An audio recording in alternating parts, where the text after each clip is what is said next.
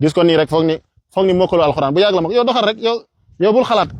xalaat ñëwal rek yow. asalaamaaleykum mbokk yi gis ngeen sas gone si ma àndal tem ngeen foog ni dama koy yóbbu ngir mu dal jàng wallahi mokkal na alxuraanu karim tey ji ñaari kaang ñoo ko doon téyel mu tari fatiha ba minal jinnati wan naas lépp alxuraan mi ngi ci dënam macha allah. indiloon naa leen xale bu góor nag bu mokkal am 7 ans kii mooy xale bu jigéen bi fii ci Daaru Xadim am 7 ans ba pare mokkal alxuraanu karim ba ngeen a fekkee tareem dama koy yóbbu ci kaa ngi ñu laaj ko ci alxuraanu karim maa ngi ñaan ñëpp nañ partage vidéo bi képp ku bëgg a am doom ji mokkal alxuraanu karim maa ngi koy ñaan ci barke alxuraan tasaareel vidéo bi yàlla na la yàlla may doom ji mokkal alxuraan kaay leen topp ma mbokk yi tey ngeen yéemooti ñëw leen ñu laaj ko ci alxuraan karim sëñ ngeen ñu ngi koy gisee ni mokkal na alxuraan laaj ko lu la neex ci alxuraan téere baa ngoo yaa ngoo a'uudu billahi mina shaytaani rajim wa idh ibtalaa ibrahima rabbuhu bi kalimatin fa atammahun macha allah jàng ci kaw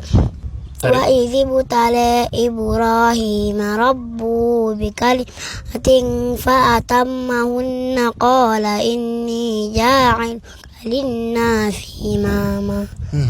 قال ومن ذريتي قال لا نال عهدي الظالمين وإذ جعلنا البيت مثابة للناس وأمنا اتخذوا من مقام إبراهيم مصلى وعهدنا إلى إبراهيم وإسماعيل أن طهر بيتي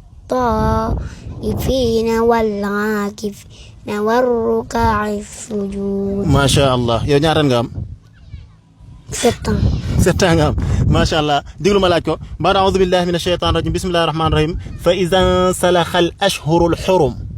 فإذا انسلخ الأشهر الحرم فاقتلوا المشركين حيث وجدتموهم وخذوهم واحصروهم وقعدوا لهم كل مرصاد فإن تابوا وأقاموا الصلاة وآتوا الزكاة فخلوا سبيلهم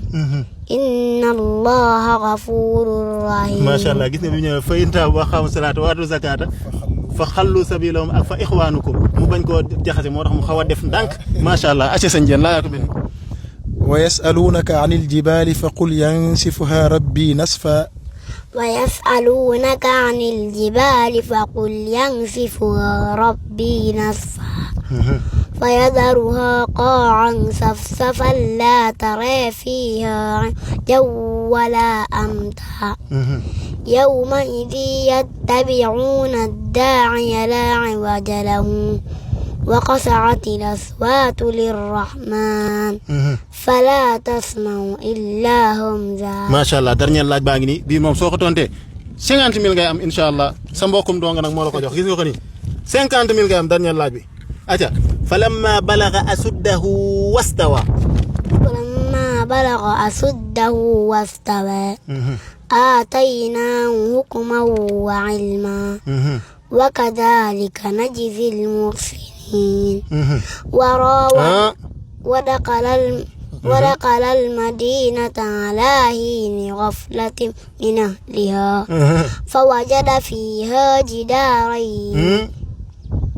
فوجد فيها رجلين يقتتلان هذا من شيعته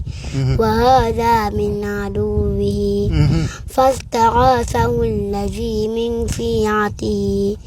على الذي من عدوه فوكزه موسى فقضى عليه